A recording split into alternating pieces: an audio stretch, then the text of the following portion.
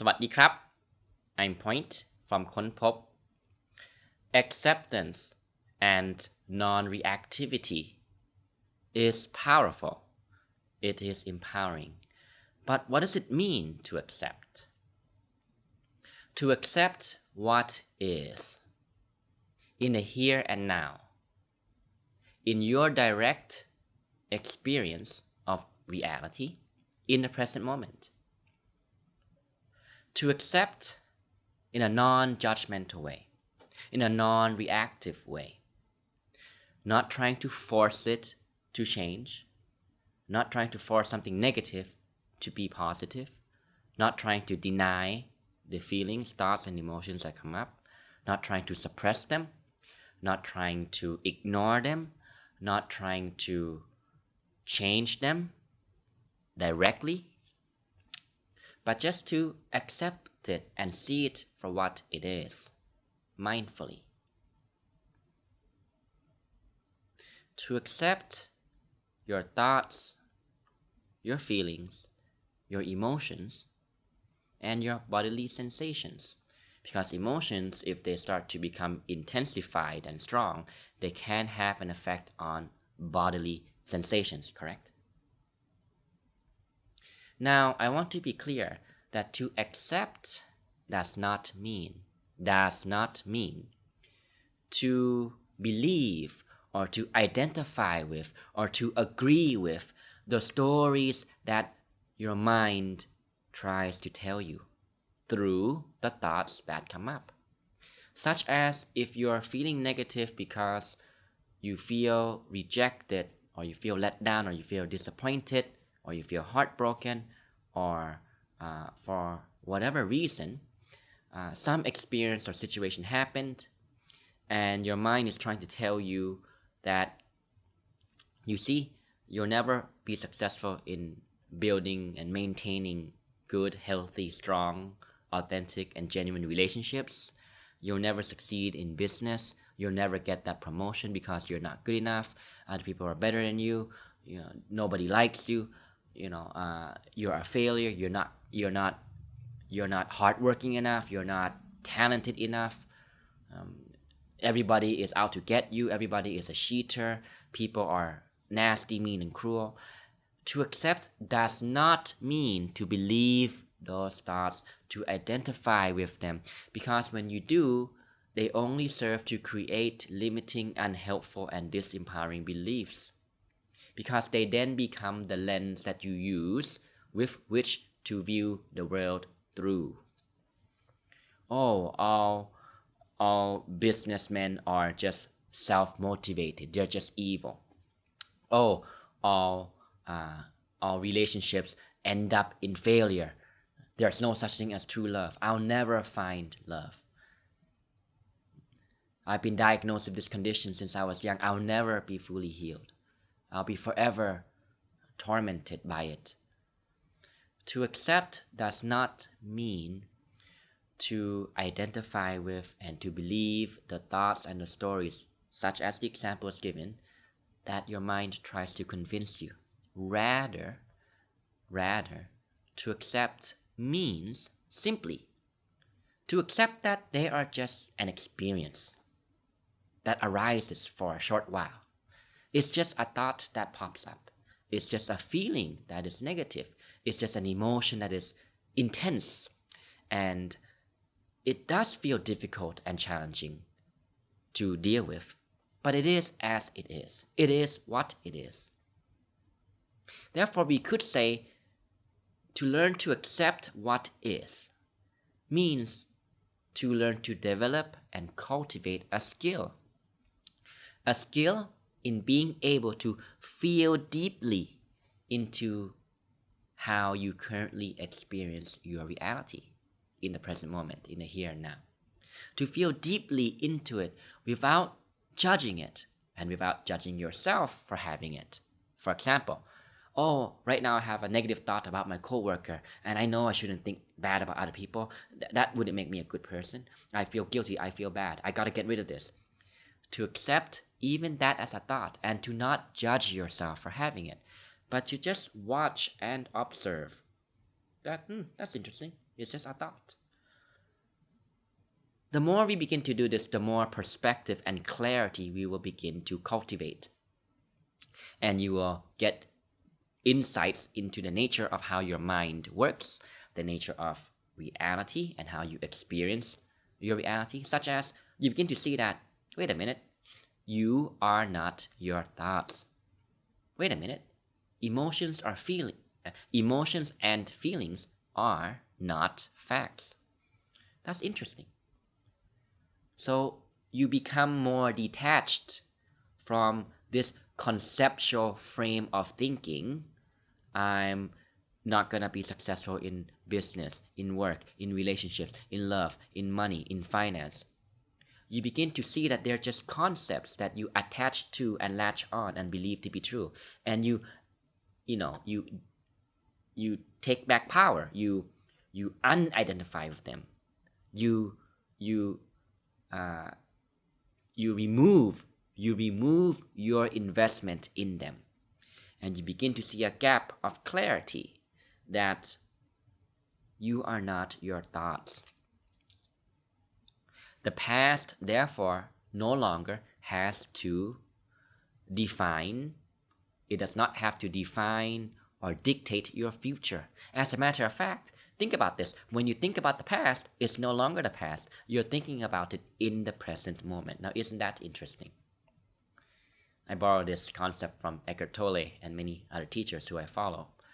And once you begin to really consider what these teachers are saying and you begin to do the practice, you begin to prove to yourself that, wow, they're actually right on the spot, on the ball. They're completely right. This is how the mind works.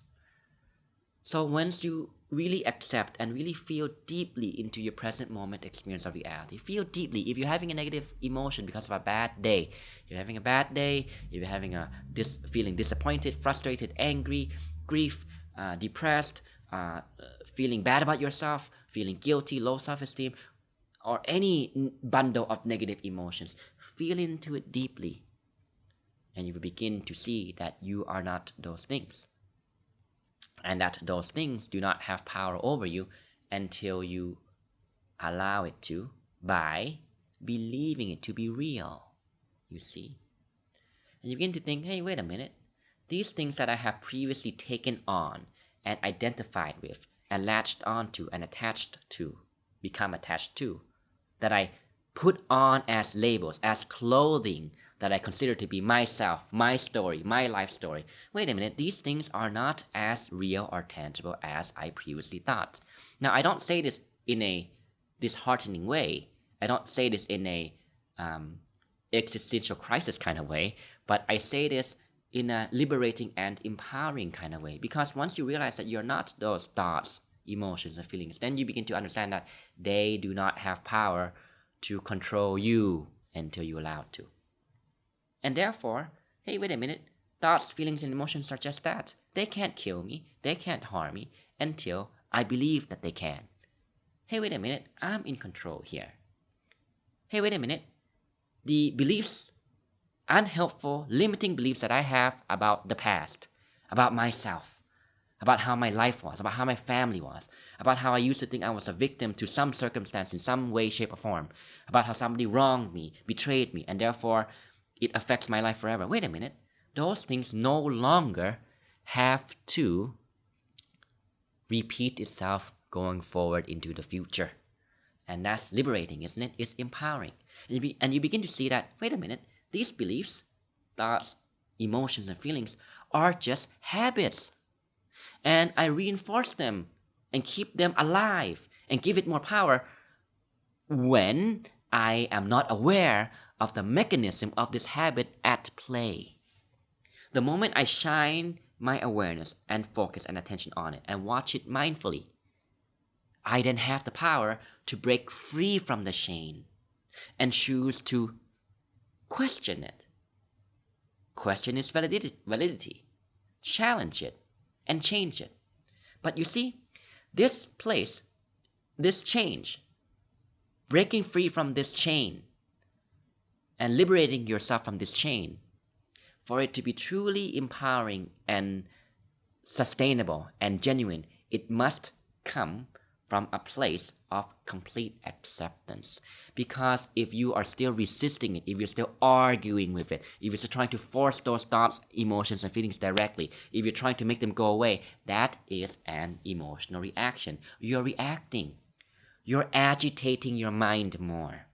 You are stirring the water and making the pool more muddy, and you're losing clarity. You're losing perspective. And once you try this out, wait a minute, just watch. I'm still safe and alive. These thoughts, feelings, emotions no longer have to identify me. I no longer have to believe them. Then I can choose to believe something more empowering. Even in a difficult situation, a challenging situation, where one has a loss, one has a disappointment in life, one has a loss, say, in a relationship, in a financial loss, a material loss, or unfortunately even the loss of somebody even those situations, there can still be, you can still find a silver lining in them. You can still find the lesson from them, the good in them, and that helps to serve you in your life and those around you going forward. But you see, the key is non-reactivity, to not react. Because if you do not first accept, but you think that you have, then you will just argue with yourself. You just try to superficially adopt new perspectives, adopt new ways of thinking, or you superficially tell yourself that, oh, you're not thinking like that anymore, oh, you're not feeling negative anymore, oh, you've already forgiven that person. You'll superficially tell yourself these things, and you're right back in the loop because you are not free from those beliefs and ways of looking at things and habits that cause you to create those unhelpful thoughts, feelings, and emotions. So to truly change must come from a place of true acceptance and embrace, which we briefly talked about also in the previous few videos. Think of it like this. If I tell you to feel something different right now, right? Let's say you're feeling negative because you had a long, tiring day, and I tell you, just dismiss those emotions, don't feel it, feel positive. It's very difficult to do that, right? Right? It's almost as if it's even upsetting to even hear this suggestion, right? Because what do you mean? I'm feeling negative right now. I'm feeling intense negative emotions right now. So therefore, to accept means to acknowledge it, to watch it mindfully, to not react to it. And then you will see that it will die down because you're no longer adding to the fuel. You're not adding fuel to the fire. And therefore, if you're not trying to force yourself to think some other way, then you're not going up against your own mind. That is the key. Because the moment you try to force yourself to think something differently, to see something in a different way which you are not previously used to seeing and thinking and feeling and believing, it just feels so alien. It feels so weird. It feels so superficial, and therefore you will react to it, and you'll just go right back feeling the same way, even stronger. That's what we mean by reaction. And the key, therefore, is to train yourself to not react. But that must come from a place of acceptance and embrace. The skill to cope with your negative thoughts, feelings, and emotions, to feel into them deeply as a real experience in the present moment, in your direct experience in the present moment. Okay?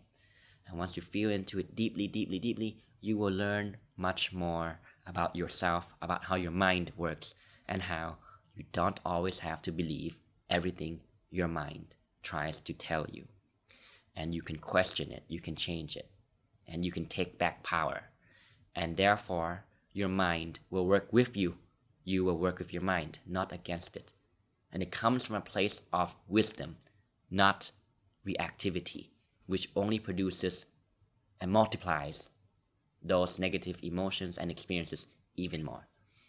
So I hope this video was valuable.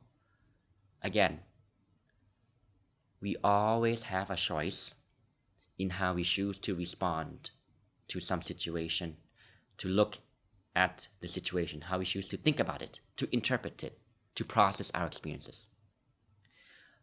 How we choose to respond also includes how we choose to respond to our own inner emotions. Because we are in the habit of always responding and reacting to outside external circumstances and forces and situations, and we forget to pay attention to what's going on inside. And that's how we often work ourselves into a corner, into a trap. And understandably, it can be very difficult, but this is the way out. And I hope it has value for you. Thanks for watching. I will see you next time. สวัสดีครับ